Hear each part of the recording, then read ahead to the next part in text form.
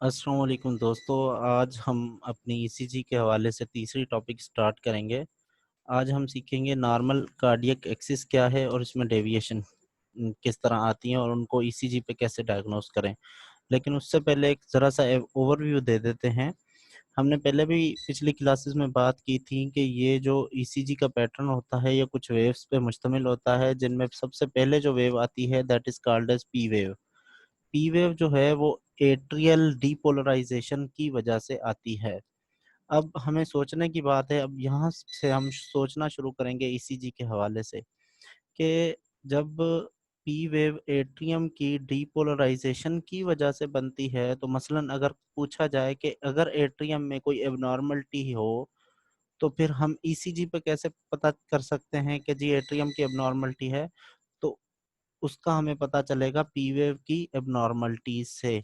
यानी suppose atrium की enlargement है तो जनरली हम ये अज्यूम करेंगे कि एट्रियम की इनलार्जमेंट अगर होगी तो ईसीजी पे हमें जो है टाल या पीक्ड पी वेव मिलेंगी। ओके, ये एक सिंपल, इसमें कुछ चेंजेस होती हैं बायफिट पी वेव्स वगैरह, वो आगे चल के डिस्कस करेंगे, लेकिन एक जनरल आपको ओवरव्यू दिया जा रहा है।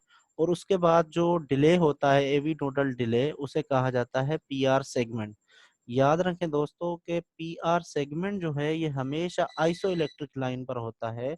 यानी इसमें जो वोल्टेजेस होते हैं ईकेजी के वो जीरो होते हैं, ये वोल्टेजेस पे मैयर नहीं होता। हाँ, अगर पीआर सेगमेंट एलिवेटेड हो या डिप्रेस्ड हो तो वो किसी एबनॉर्मलिटी को शो करता है।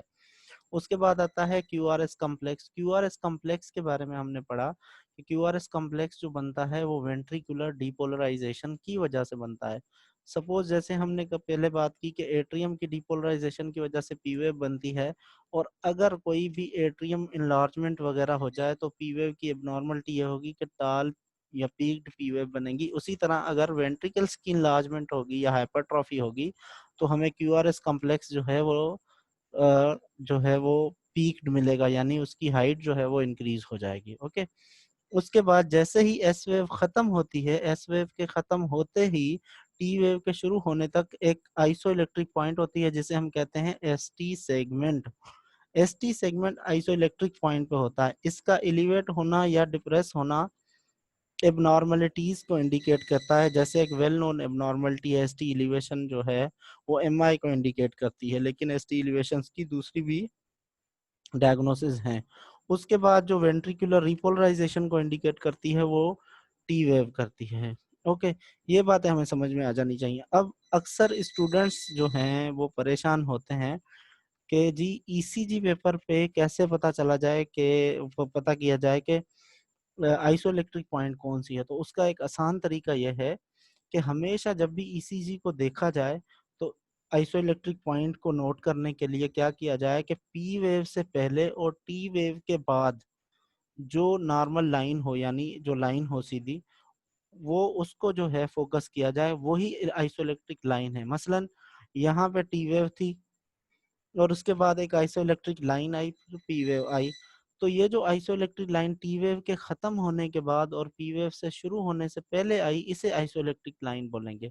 अब इसी आइसोइलेक्ट्रिक लाइन पर क्या होगी, पूरी की पूरी ईसीजी मैयर की जाएगी। मसलन ये इस तरह मैयर करेंगे। अब हमने आइसोइलेक्ट्रिक लाइन को देखा और देखते ही हमने इसको एक इमेजिनरी लाइन बना देंगे। अब मसलन हमने देखा कि जी ये पी आर सेगमेंट जो है ये थोड़ा सा एलिवेटेड है, तो हम कहेंगे कि जी पी आर सेगमेंट की एलिवेशन है। अगर से इस लाइन से नीचे है तो हम कहेंगे पी आर सेगमेंट डिप्रेशन है।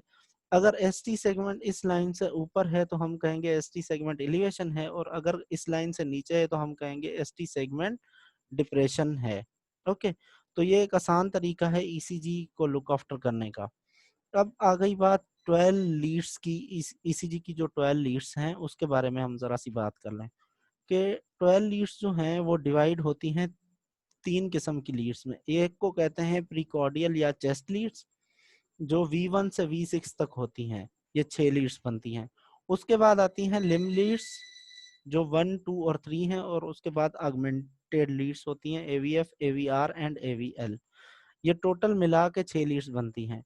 तो मैंने क्या किया है आपको आसानी से समझाने के लिए, क्योंकि एक इस पे बेनिफिट होता है कि 6 लीड्स यानी चेस्ट लीड्स या प्रीकॉर्डियल लीड्स को अलग और इन जो लिम्ब लीड्स और ऑगमेंटेड लीड्स को अलग से रख के समझने के में बहुत सारी चीज़ों को समझना आसान हो जाता है।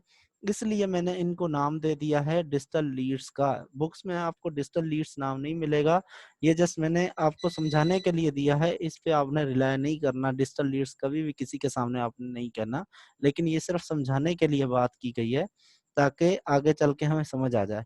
तो जी हमारी टोटल 12 लीड्स में 6 लीड्स जो हैं वो V1 से V6 हैं, और उसके बाद जो हैं डिस्टल लीड्स में 6 लीड्स हैं, 3 लिम्ब लीड्स हैं जिनको हम 1, 2 और 3 कहते हैं, और फिर आती हैं ऑगमेंटेड लीड्स जिनको AVF, AVR और AVL कहते हैं।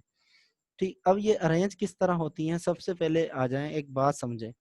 हार्ट जो है ना वो ऐसा ऑर्गन है कि वो चेस्ट के अंदर मौजूद होता है और हर तरफ यानी अपने हर तरफ से करंट पास करता है, यानी हर तरफ करंट भेजता है, यानी राइट भी भेजेगा, लेफ्ट भी भेजेगा, इंटीरियर भी भेजेगा, पोस्टीरियर भी भेजेगा, इंफीरियर भी भेजेगा। तो अब जब हर तरफ जो है वो हार्ट जो है क्या करेगा, करंट भेजेगा, तो उसके करंट को यानी डीपोलराइजेशन वेव्स को नोट करने के लिए हमें हर तरफ से ईसीजी लीड्स लगानी पड़ती हैं।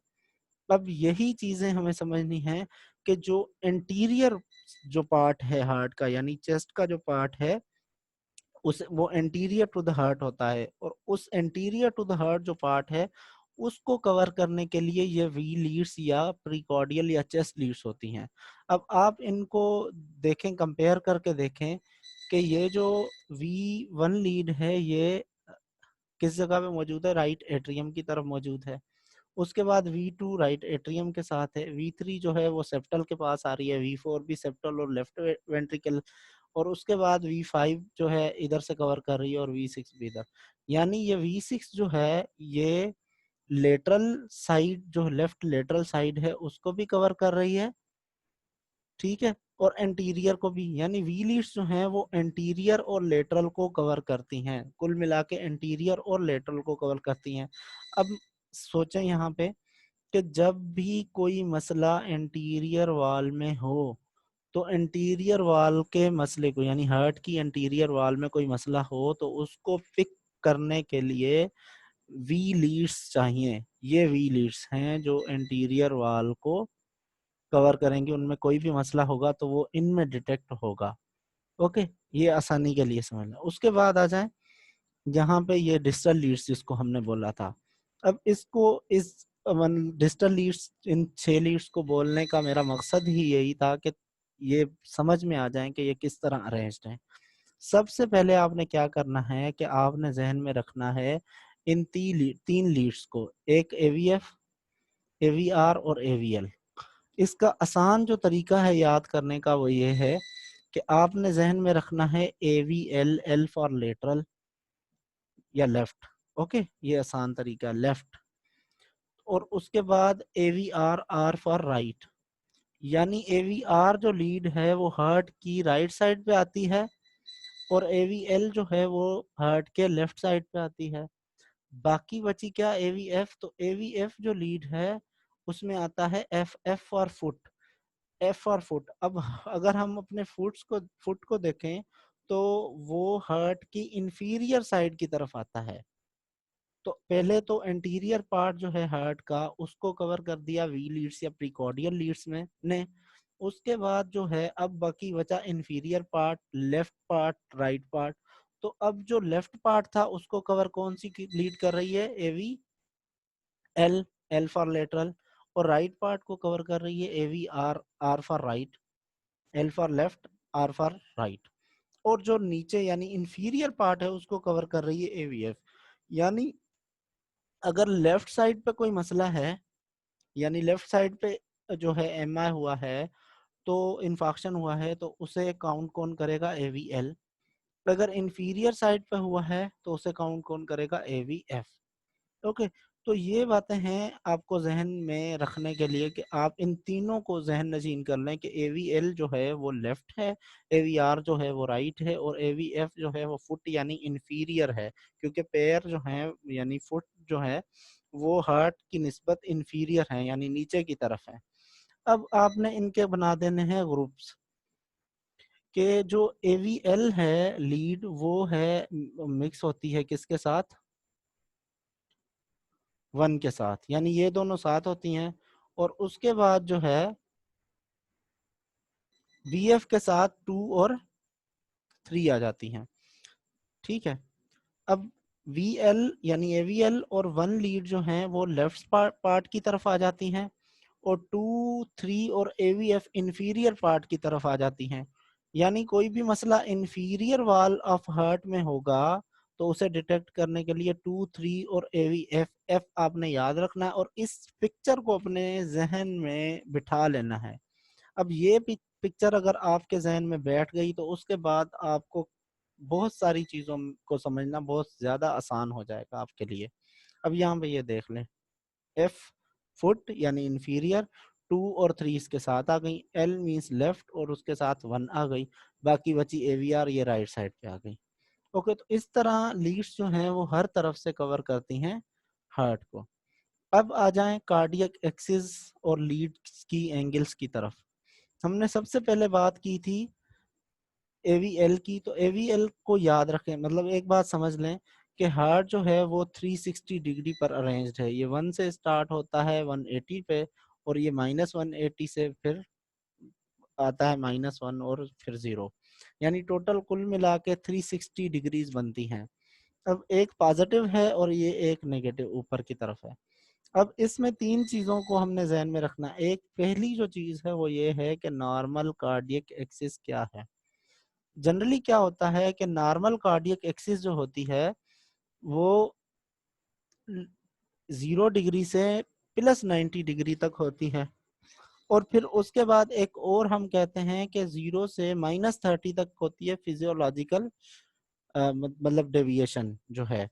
अब फिजियोलॉजिक डेविएशन को कभी भी एबनॉर्मलिटी के तौर पे काउंट नहीं किया जाता, इसलिए हम क्या करेंगे कि हम याद कर लेंगे अपने जहन के अंदर कि -30 से लेके +90 तक, यानी एवीएल से लेके वीएफ तक, यानी वीएफ 90 पे होती है और वीएल एवीएल जो है वो -30 पे होती है।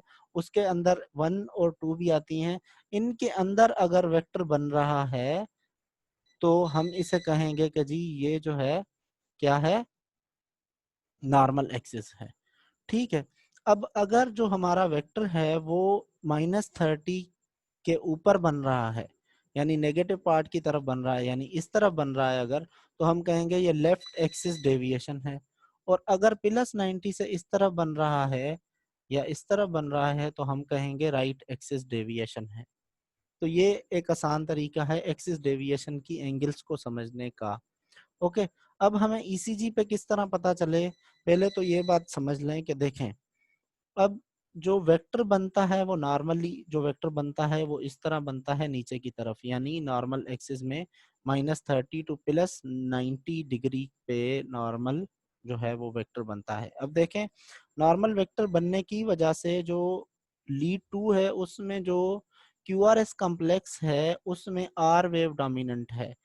आर वेव डोमिनेंट होने का मतलब यहाँ पे क्या है कि क्यू आर एस में 3 चीजें होती हैं, क्यू वेव, आर वेव और एस वेव।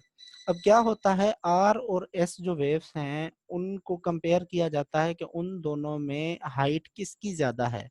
एस वेव हमेशा नीचे होती है और आर वेव ऊपर होती है। अगर आर वेव एस वेव की निस्बत में ज्यादा है तो हम कहेंगे यहाँ पे आर डोमिनेंट है, और अगर एस वेव जो है वो आर से ज्यादा है यानी लेंथ में, तो हम कहेंगे एस वेव डोमिनेंट है। तो नॉर्मली क्या होता है, वेव जो लीड 2 है उसके अंदर आर वेव डोमिनेंट होती है, और एवीआर में आर वेव जो है वो क्या होती है, ओ सॉरी एस वेव जो क्या है डोमिनेंट है और आर वेव डोमिनेंट नहीं होती। तो एवीआर के अंदर ये नॉर्मल चीज हमने जहन में रखनी है कि एस वेव डोमिनेंट होती है, ये नॉर्मल चीज है। और लीड 2 के अंदर जो है वो हमारे हमने याद रखना है कि आर वेव डोमिनेंट होती है, और यही नॉर्मल एक्सिस का रूल है। अब यहाँ पे भी देख लें, अब 2 वेव लीड नंबर 2 में जो आर वेव डोमिनेंट है, तो अब ये भी नॉर्मल एक्सिस में आ रही है तो इसमें भी आर वेव डोमिनेंट है। अब ये दोनों चीजें हमने जहन में रख लेनी है। खास तौर पे हमने इस चीज को यानी लीड वन को जहन में रखना है कि लीड वन में हमेशा आर वेव डोमिनेंट रहती है। टू वेव लीड में भी रहेगी, लेकिन यहाँ पे इम्पोर्टेंस वन की है। वो एक आसान तरीका है, आपको बताते हैं, जिसमें एक्सिस डेविएशन का आपको पता चलेगा। टू में भी आर वेव डोमिनेंट है, वन में भी डोमिनेंट है, लेकिन वन को आपने जहन नशीन करना है। अब यहाँ पे आ जाए कि ये जो पॉइंट है एक के लीड वन में आर वेव डोमिनेंट होती है, ये जहन में रखनी है आपने। और एवीएफ में भी आर वेव डोमिनेंट होती है, ठीक है, क्योंकि एवीएफ फुट की तरफ है तो उसमें भी आर वेव डोमिनेंट हो रही है और लीड वन में भी आर वेव डोमिनेंट हो रही है। देखें पिछली स्लाइड में चाहे, अब देखें यहाँ पे ये वेव टू है, वेक्टर जो है वो लीड जो टू की तरफ बन रहा है, तो यहाँ पे तो डेफिनेटली आर वेव डोमिनेंट है ही है। अब क्या होता क्या है कि एवीएफ है इस तरफ और ये है इस तरफ, यानी लीड वन। तो इन दोनों में जो एंगल बन रही है वो 90 बन रही है लीड वन और एवीएफ के बीच में। अब लाजमी है कि जिस तरह लीड वन में आर वेव डोमिनेंट है, उसी तरह एवीएफ में भी आर वेव डोमिनेंट होना लाजमी है नॉर्मल एक्सिस को डिफाइन करने के लिए। अगर दोनों में से किसी एक में भी आर वेव डोमिनेंट ना हुई तो हम कहेंगे कि एक्सिस नॉर्मल नहीं है। अभी देखें कि ये लीड वन है, इसमें R wave Q R S complex में ये देखें एस वेव छोटी है, आर वेव डोमिनेंट है यानी ज्यादा है। टू लीड में भी आर वेव डोमिनेंट है, थ्री में भी डोमिनेंट है। एवीआर में हमने बात की थी कि हमेशा एस वेव डोमिनेंट होगी और यहाँ पे उसी तरह डोमिनेंट है। अब एवीएफ पे भी हमने बात की कि एवीएफ में भी आर वेव डोमिनेंट है। अब हमने यही चीज जहन में रखनी है कि एवीएफ जो है उसमें आर वेव का डोमिनेंट होना लाजमी है और लीड वन में भी आर वेव का डोमिनेंट होना लाजमी है एक्सिस को नॉर्मल कहने के लिए, क्योंकि लीड टू जो है उसकी तरफ तो डायरेक्ट वेक्टर बन रहा है। अब अगर वेक्टर बिल्कुल नॉर्मल है तो लीड वन और एवीएफ में नॉर्मल होना यानी आर वेव का डोमिनेंट होना लाजमी है। अब सपोज यहाँ पे ये नॉर्मल ईसीजी में आ जाए, यहाँ पे देखें सबसे पहले हमने जो पहले बात की थी कि हमें फाइंड करना होता है कि जी आइसोइलेक्ट्रिक पॉइंट क्या कहाँ है। तो मैंने कहा था आपको कि ये जो टी वेव होती है इसके बाद, इसके ख़त्म होने के बाद और पी वेव के शुरू होने से पहले जो बीच की लाइन है उसे हम आइसो इलेक्ट्रिक लाइन बोलेंगे। तो यहाँ पे ये देखें ये आइसो इलेक्ट्रिक लाइन है। अब इसी आइसो इलेक्ट्रिक लाइन पे हम पूरी की पूरी ईसीजी को मेजर करेंगे कि जी एसटी एलिवेशन है या नहीं है। ओके, तो अब हमने जब एक ये लाइन निकाली टी और पी वेव के बीच में जो आइसो इलेक्ट्रिक लाइन है, तो हमें पता चला कि यहाँ पे पी आर जो सेगमेंट है वो भी नॉर्मल लोकेशन पे, एस टी सेगमेंट भी नॉर्मल लोकेशन पे, ना एलिवेशन है ना डिप्रेशन। तो ये आसान तरीका है। अब इसी इमेजिनरी जो ये लाइन निकाली है हमने जिसे हम आइसो इलेक्ट्रिक पॉइंट कह रहे हैं, इसी के कंपेरेटिवली देखेंगे कि कौन सी वेव जो है वो डोमिनेंट है। अब यहाँ पे ये पी वेव है और ये आर और ये एस, एस जो है वो छोटी है, आर वेव बड़ी है, तो हम कहेंगे कि लीड वन में कौन सी वेव डोमिनेंट है, आर वेव डोमिनेंट है। उसी तरह हम आ जाएंगे एवीएफ में, क्योंकि हमने बात की थी कि हम दो लीड्स की तरफ ज्यादा ध्यान देंगे। यहाँ पे आ जाए एवीएफ में। अब एवीएफ में आए तो एवीएफ में जो इमेजिनरी लाइन है वो ये है टी और पी वेव के बीच में, तो हम इसको भी निकाल देंगे। तो इस पे जब हम कंपेयर करेंगे तो हमें पता चलेगा कि भाई यहाँ पे भी कोई एस टी एलिवेशन या डिप्रेशन या पी आर, और इसी पे हम कहेंगे कि जी ये देखें कि आर वेव डोमिनेंट है, एस वेव डोमिनेंट नहीं है। तो हम जब देखेंगे कि लीड वन में और एवीएफ में क्या है, दोनों में आर वेव डोमिनेंट है, तो कहेंगे कि एक्सिस जो है वो नॉर्मल है। अब इसका आसान तरीका एक और समझें, वो ये है कि ये जो आपकी लीड वन है इसको आप अपना लेफ्ट हैंड बना लें, यानी लीड वन को हमेशा क्या समझा करें, लेफ्ट हैंड समझा करें। ठीक है, अब लीड वन को आप जब लेफ्ट हैंड समझेंगे तो जैसे हम थंब अप करते हैं, तो लेफ्ट हैंड का थंब अप का मतलब ये है कि आर वेव जो है लीड वन की डोमिनेंट है। अब एवीएफ जो है उसको हम अपना बना ले क्या, राइट हैंड। देखें लीड वन जो है वो कहाँ पे है, लेफ्ट साइड पे है हमारी, और एवीएफ जो है वो राइट पे है, तो इसलिए हम एवीएफ को राइट हैंड बनाएंगे, और जैसे लीड वन लेफ्ट पे है तो उसको लेफ्ट हैंड बनाया। ठीक है, जब हम इस पे आएंगे तो यहाँ पे भी हमने थंब अप करना है कि जी ये चीज लाजमी है कि दोनों थम्स यानी दोनों हैंड्स के थम्स अप हो, यानी दोनों में आर वेव डोमिनेंट हो। अगर दोनों में आर वेव डोमिनेंट है, दोनों थम्स अप हैं, तो एक्सिस क्या है, नॉर्मल है। तो एक्सिस क्या है, नॉर्मल है। अब अगर हम कहें कि जी लेफ्ट हैंड का थंब जो है वो अप होने के बजाय नीचे है, यानी उसमें आर वेव डोमिनेंट होने के बजाय एस वेव डोमिनेंट है, तो हम लेफ्ट हैंड का जो थंब है उसे नीचे कर देंगे और राइट हैंड का जो थंब है उसे अप रखेंगे, क्योंकि एवीएफ में आर वेव डोमिनेंट ही है। तो जिसका थंब अप होगा हम कहेंगे उस हैंड की तरफ एक्सिस डेविएट हुई है, यानी एवीएफ में अगर जो है थंब अप है तो हम कहेंगे राइट एक्सिस डेविएशन। ये आगे हम डिस्कस करते हैं डिटेल में, लेकिन आप थंब रूल ऑफ थंब जो है वो जहन में रखें। अब यहाँ पे आ जाएं, देखें ये है आपकी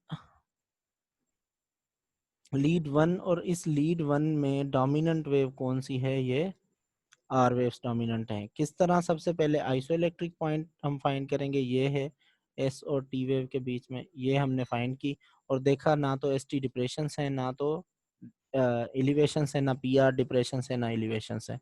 तो अब हमने उठते ही क्या किया कि इस आइसोइलेक्ट्रिक लाइन पे कंपेयर किया कि आर और एस में लीड वन में डोमिनेंट कौन सी है, तो हमें पता चला कि जी आर वेव डोमिनेंट है। उसके बाद हम सीधा भाग जाएंगे किस तरफ, एवीएफ की तरफ। अब एवीएफ में जब हम आएंगे, यहाँ देखें, तो एवीएफ में हम आइसोइलेक्ट्रिक लाइन निकालेंगे, ये टी वेव और पी वेव के बीच में जो आइसोइलेक्ट्रिक लाइन है, ये देखें। अब जब हमने यहाँ पे आइसोइलेक्ट्रिक लाइन निकाली तो हमने कंपेयर किया आर वेव को और एस वेव को, तो हमें पता चला कि यहाँ पे आर वेव के बजाय एस वेव जो है वो क्या है, डोमिनेंट है। अब जब इसमें एस वेव डोमिनेंट आ गई एवीएफ में, तो यानी हमें राइट हैंड का जो थंब है, क्योंकि एवीएफ हमने बात की थी कि क्या है, राइट हैंड है, राइट हैंड है और वन लेफ्ट हैंड है। अब लेफ्ट यानी जो लीड वन है वो लेफ्ट हैंड का थंब अप है इसमें, जैसे नॉर्मल होना चाहिए, लेकिन एवीएफ का थंब जो है वो डाउन है, क्योंकि एस वेव डोमिनेंट है। तो लेफ्ट हैंड का थंब अप है, यानी आर वेव डोमिनेंट है लीड वन में, तो हम कहेंगे लेफ्ट एक्सिस डेविएशन है। ओके, तो ये आसान तरीका है एक्सिस डेविएशन कंफर्म करने का कि जी एक्सिस डेविएशन कौन सी है। अब यहाँ पे हमने लेफ्ट एक्सिस डेविएशन की बात की, अब आ जाएं यहाँ पे जी, हम फिर उसी तरह जैसे पहले हमने आइसोइलेक्ट्रिक पॉइंट ढूंढी, तो लीड वन में हम आइसोइलेक्ट्रिक पॉइंट ढूंढेंगे, ये हमने आइसोइलेक्ट्रिक पॉइंट ढूंढ ली। ओके, अब ये आइसोइलेक्ट्रिक पॉइंट के मुताबिक ना तो एस टी एलिवेशन है ना डिप्रेशन है, लेकिन जब हमने गौर किया तो लीड वन के अंदर आर वेव जो है वो डोमिनेंट नहीं है, बल्कि इस इनमें क्या है, एस वेव डोमिनेंट है, यानी लेफ्ट हैंड का थंब हमारा डाउन हो गया। अब हम भागेंगे किसकी तरफ, एवीएफ की तरफ। अब जब एवीएफ की तरफ आएंगे तो हमें पता चलेगा, हम क्या करेंगे, आइसो इलेक्ट्रिक लाइन बनाएंगे। ओके, अब इस आइसो इलेक्ट्रिक लाइन पे हम देखेंगे, अंदाजा लगाएंगे कि भाई एवीएफ जो है उसमें आर वेव डोमिनेंट है या एस वेव, तो हमें पता चलेगा कि जी आर वेव डोमिनेंट है। तो आर वेव एवीएफ यानी राइट हैंड का थंब अप हुआ, तो हम यहाँ पे कहेंगे कि जी राइट एक्सिस डेविएशन है। ओके, यहाँ पे ये बात हमें समझ में आ गई कि राइट और लेफ्ट एक्सिस डेविएशन किस तरह होगी। अब आप सोच रहे होंगे कि जी ये आइसोइलेक्ट्रिक लाइन की निस्बत में यहाँ पे एस टी डिप्रेशन है, तो जी वाकई यहाँ पे हल्की सी एस टी डिप्रेशन है, लेकिन यहाँ पे इस पे हमने बात नहीं करनी, लेकिन इसी तरह ही हम आगे चल के एस टी डिप्रेशन और एलिवेशन जो हैं वो मालूम करेंगे।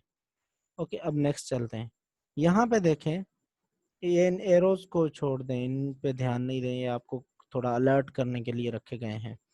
ओके, अब यहाँ पे आ जाएं, देखें यहाँ पे ये है लीड वन। अब लीड वन पे कौन सी वेव डोमिनेंट है, एस वेव, और एवीएफ में भी कौन सी वेव डोमिनेंट है, एस वेव। जब दोनों हैंड्स के थम्स डाउन हो जाएं तो उसका मतलब होता है एक्सट्रीम एक्सिस डेविएशन, जिसे हम नॉर्थ वेस्ट एक्सिस डेविएशन भी कहते हैं। तो ये आसान तरीका हो गया कि नॉर्मल एक्सिस तब है जब लीड 1 में और एवीएफ दोनों में आर वेव डोमिनेंट हो। लेफ्ट एक्सिस डेविएशन तब होगी जब 1 में आर वेव डोमिनेंट हो और एवीएफ में एस वेव डोमिनेंट हो। राइट एक्सिस डेविएशन तब होगी जब एवीएफ में आर वेव डोमिनेंट हो और लीड 1 में एस वेव डोमिनेंट हो। और अगर दोनों में एस वेव डोमिनेंट होगी तो हम उसे एक्सट्रीम एक्सिस डेविएशन या नॉर्थ वेस्ट एक्सिस डेविएशन बोलेंगे। तो ये आज का हमारा क्लोज हो गई टॉपिक।